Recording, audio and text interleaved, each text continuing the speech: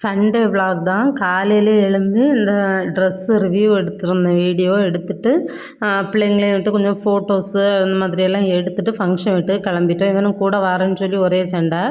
சரின்ட்டு விட்டுட்டு கிளம்பியாச்சு. அதுக்கப்புறமா ஃபஸ்ட்டு வந்து ஒரு சடங்கு வீட்டுக்கு போனோம். சரியா, அங்கே முடிச்சுட்டு அதுக்கப்புறமா கிஷாந்தோட ஃப்ரெண்டோட வீடு பால் காய்ச்சி அதுக்கு போனோம். அங்கேயும் எல்லாம் வீடெலாம் பார்த்துட்டு எடுத்துகிட்டு அப்படியே கிளம்பியாச்சு. இது வந்து இன்னொரு வீடு. இதுக்கும் வந்துட்டு இங்கே தான் சாப்பிட்டோம்.